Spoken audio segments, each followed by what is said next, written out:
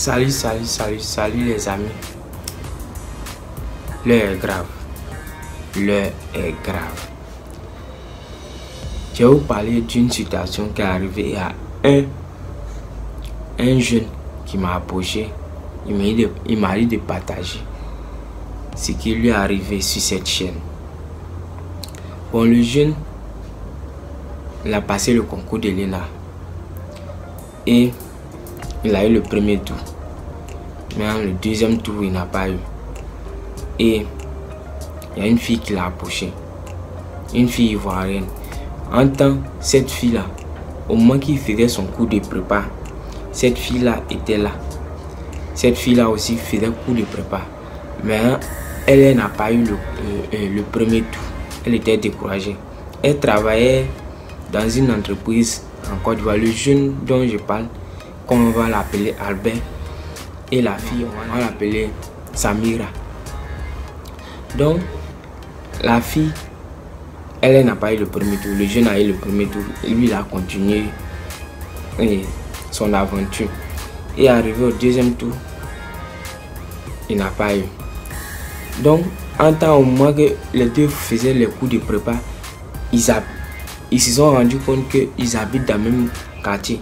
Ils ont essayé de faire un peu quelques bosses ensemble. Le jeune, il était un peu bien. Il se débrouillait pas mal. Et il a eu le premier tour, deuxième tour. Ça n'a pas marché. Maintenant, au moment qu'il préparait le deuxième tour, la fille, elle avait disparu. Il n'avait plus de contact de la fille. Les deux ne se parlaient plus. Mais un jour, par hasard, sa photo s'est affichée. La photo du jeune s'est affichée sur WhatsApp. À ce moment, au moment qu'il faisait leur cours de prépa, le jeune n'avait pas de portable. Il n'avait pas de portable Android. Donc, la photo du jeune s'est affichée. Quand tu as ton WhatsApp là, ça s'affiche un peu partout. Si tu as les contacts dans ton téléphone, ça s'affiche sur l'autre là-bas. Ta photo s'affiche sur l'autre là-bas. Donc, et c'est là qu'il reçoit un message de cette fille à qui il n'a pas parlé pendant des mois, pendant la préparation du deuxième tour. Cette fille elle envoie un message. Samira envoie un message. Ah bonjour Albert. Il dit bonjour. Il dit mais c'est comment le concours de l'ENA? Il dit non, ça n'a pas marché. Il dit ah l'ENA c'est comme ça. Samira, c'est Samira qui a parlé.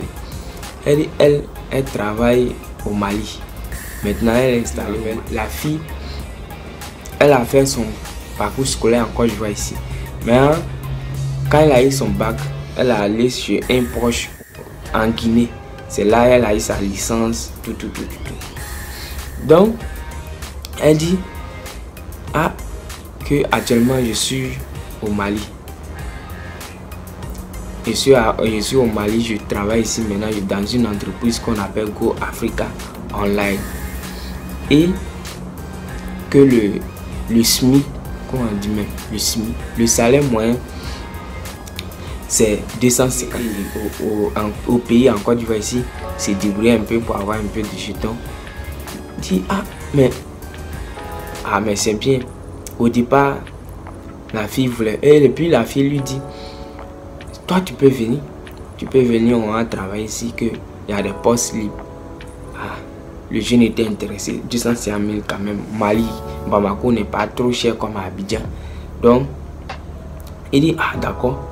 Donc, au départ il hésitait, il dit j'ai envie de repasser le concours de l'ENA. Est-ce que c'est bon de partir? La fille a parlé jusqu'à ce qu'elle l'a convaincu.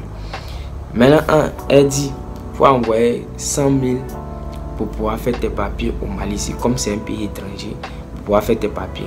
Donc le jeune il a pris les 100 000, direction à la gare, il a pris son ticket. C'est pas le même jour.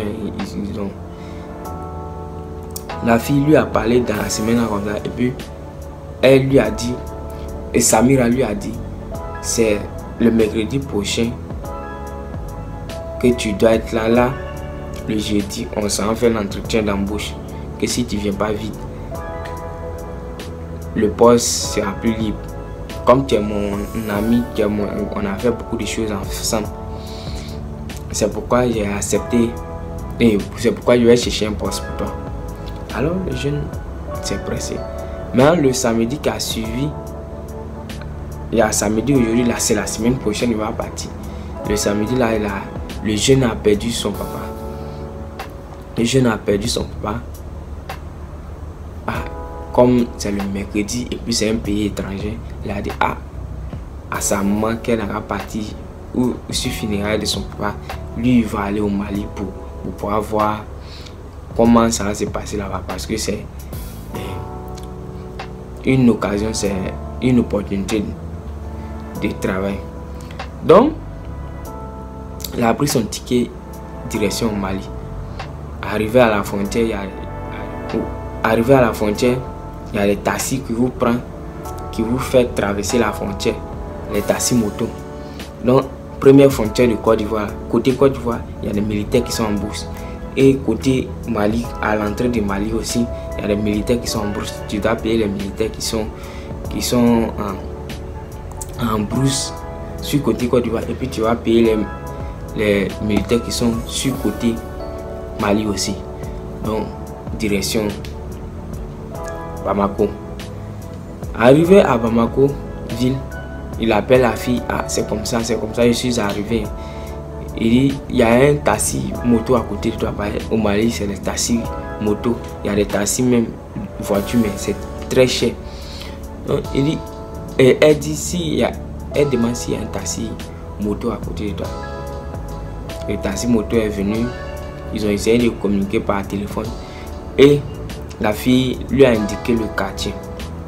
Arrivé au quartier, le monsieur et Albert a attendu la fille avec le jeune de moto taxi. Elle est venue. Mais quand elle est venue, elle a envoyé un vilain billet de 2000 que personne ne peut prendre. C'est la fille qui a envoyé ça.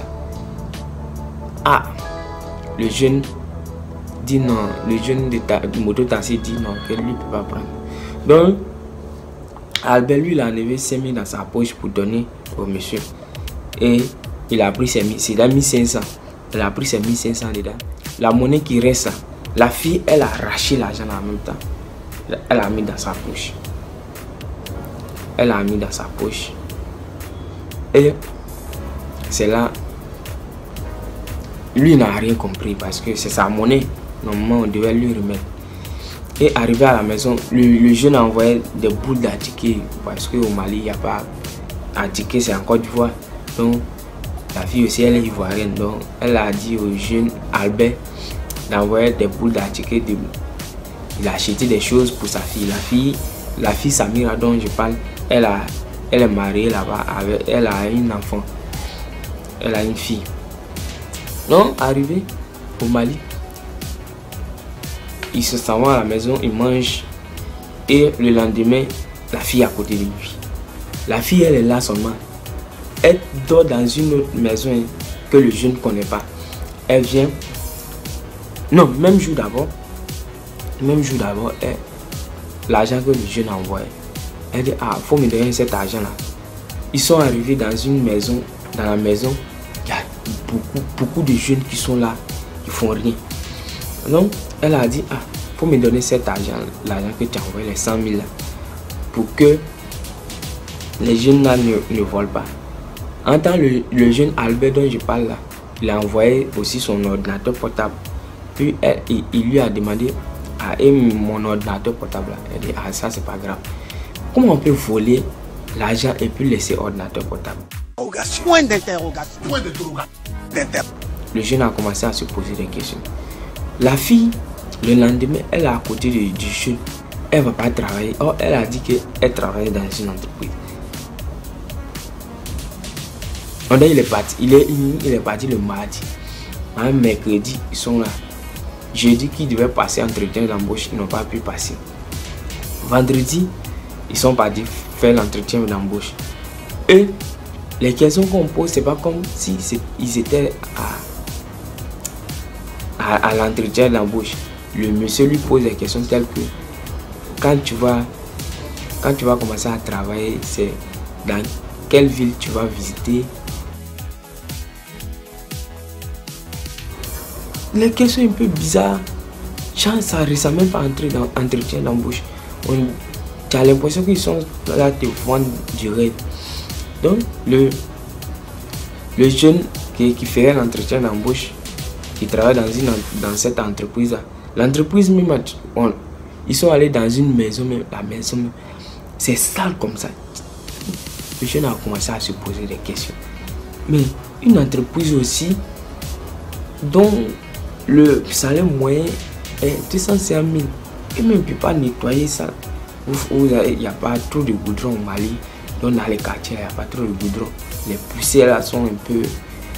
Ils sont dans le désert, donc il y a trop de poussières. Donc les poussières là sont venues dans la maison. C'est une grande maison, mais sale, très sale. On finit l'entretien d'embauche et puis on dit à Albert que comme Samira est ton amie et puis elle travaille dans l'entreprise, il faut nous envoyer un million. Or la fille lui avait dit quoi? Qu'elle était au pays, 100 000 seulement pour faire ses papiers. Et on lui dit il n'a qu'à envoyer 1 million. Le jeune n'a pas 1 million. S'il avait 1 million, il allait rester au pays pour pouvoir faire ses projets. Il n'a pas 1 million. Il appelle sa maman que c'est comme ça. Parce que quand il partait aussi là, sa maman, sa famille était au courant. Donc il appelle sa maman que on lui d'envoyer 1 million pour pouvoir travailler. Là, sa maman lui dit qu'elle n'a pas 1 million. Donc on appelle un de ses tontons. Son tonton lui il travaille. Il dit en même temps lui il a su que c'était de l'escroquerie. Que cette fille là est complice d'un groupe d'escrocs. En même temps, ils ont élaboré un plan, lui et Albert, sa maman et puis son tonton, un plan pour pouvoir faire en sorte qu'il rentre au pays, en Côte d'Ivoire. Donc, ils lui ont dit que ils sont allés, Albert allait voir cette fille que mon papa est décédé, que moi je suis le premier enfant que je dois avoir. La fille, elle a essayé d'insister que le jeune n'a qu'à rester. Le jeune n'a qu'à rester. Le jeune insistait. Il dit, il veut convaincre, le jeune dit qu'il veut rentrer au pays, mais elle veut convaincre le jeune de rester. J'ai dit, quand on dit convaincre quelqu'un, cette fille-là, elle a essayé de... Elle dit, elle a envoyé son enfant. Quand le jeune est parti, le jeune lui dormait dans un... Albert lui dormait dans un coin. Et puis la fille, elle dormait dans un autre coin. Mais le jeune ne connaissait pas là-bas. Or, c'est à cause d'elle, lui, il est venu. Donc, le jeune a demandé, mais c'est comment? Allons, je connais chez toi parce que c'est à cause de toi, je suis venu. Elle dit que non, qu'elle dort dans une cité, que c'est ceux qui travaillent qui ont accès à cette cité-là. Qu'il faut une carte. Le jeune lui a dit, mais toi-même tu as une carte, non? Elle dit non, que toi tu peux pas. Mais en temps, dans le point où le jeune Albert dort, il y a des jeunes qui sont là, ils sont beaucoup. Ils viennent, il y a d'autres qui viennent du Mali, il y a d'autres qui viennent du Burkina, il y a beaucoup qui viennent de la Côte d'Ivoire, il y en a qui viennent de la Guinée, tout est mélangé là-bas. Et ils demandent, mais les jeunes là font quoi? Les jeunes là sont venus travailler aussi, mais ils attendent leur argent. C'est ce que la fille a dit. Donc, le jeune a vu que les 1 million c'est beaucoup. Et il allait voir la fille, Albert allait voir la fille que je vais rentrer au pays. C'est là ils avaient su que c'est un groupe d'escrocs quoi. Donc je vais rentrer au pays. Que mon papa est décédé. Si on finit les funérailles, je vais revenir. C'est Albert qui est en train de parler. Et la fille a essayé de convaincre que le jeune de rester. Mais le jeune lui a parlé, la fille n'a pas accepté. À ce qui rentre en Côte d'Ivoire. Donc, le jeune est allé voir et a rappelé sa maman que c'est comme ça. La fille elle veut pas. Donc, la maman a rappelé la fille. Bon, a rappelé sur le portable du jeune Albert et ils ont donné à la fille. À un moment, essayé de blaguer aussi la fille que en venant que son papa est décédé, c'est comme ça, que en venant, il va essayer d'envoyer les bagages, de la nourriture, tout. Blaguer la fille pour qu'elle laisse le jeune partir. Et le jeune, c'est un groupe d'escrocs.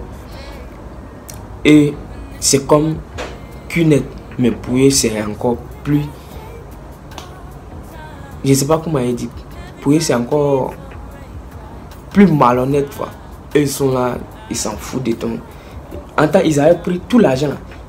L'objectif de pourquoi ils avaient pris tout l'argent, c'est pour que le jeune n'ait plus de moyens pour se retourner en Côte d'Ivoire.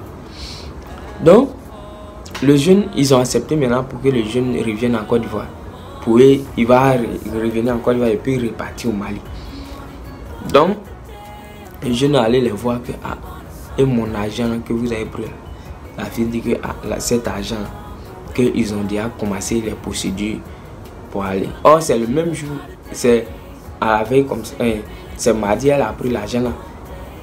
Ils sont en train de parler jeudi comme ça. Non, ils ont déjà commencé les procédures pour pouvoir faire des papiers. Le jeune est là. Donc, la maman a envoyé de l'argent à Albert. La maman d'Albert a envoyé de l'argent à Albert. Il n'a qu'à prendre ça 40 000 pour pouvoir faire son transport et puis revenir en Côte d'Ivoire. Et elle a vu qu'il a failli être victime d'escroquerie. En tout cas, ils ont pris un peu chez lui. Mais ils lui ont donné sa carte.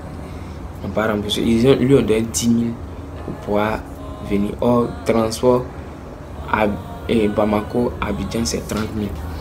Maintenant, il a cherché les gars. Il ne connaît pas bien Bamako. Il a cherché les gars pour pouvoir rentrer au pays. Et quand il a eu une compagnie, cette compagnie a dit que 30 000 pour rentrer au pays. Mais les 30 000 arrivés à la frontière, on les a mis dans une autre voiture. Dans cette voiture-là, à la frontière, tu dois payer de l'argent. Donc, les transports aller-retour, ils ont pris pour payer les militaires qui sont en brousse, côté Mali, côté Côte d'Ivoire. Donc, et maintenant, la compagnie a dit, d'ici, l'argent qui reste à ces transports, d'ici, ils étaient à Pogo, c'est la frontière Mali et Côte d'Ivoire Mali. Donc, on dit l'argent qui reste, c'est d'ici Boaké, que ça ne peut pas rentrer à Abidjan. Donc le jeune est là, il dit il ne sait pas quoi faire. Et quand il a vu qu'il est arrivé à Boaké, heureusement pour lui, il y a une de ses tantes qui était venue à Boaké au funérailles. Genre, sa maman était vers Soubré, il était à Soubré. Donc, il est venu, il est reparti à sa tante à Soubré. Maintenant, de là-bas, il a fait quelques jours sur sa maman. Puis il a pris ce transport. Sa maman a payé son transport pour venir à Abidjan. Donc, pour dire quoi? Que faites attention. Il y a d'autres, il y a des escrocs qui sont. Mais il y a des escrocs qui sont là, qui essayent de profiter de la situation triste pour pouvoir profiter de ça. S'ils n'avaient pas compris ça au départ, si leur tonton n'avait pas été là, ils allaient escroquer de l'argent à ce petit et ils n'allaient pas lui donner du travail. Mais après, ils se sont rendus compte que Go Africa Online, c'est pas l'entreprise. L'entreprise existe bel et bien, mais ça y est encore du voix ici. Il n'y en a pas au Mali.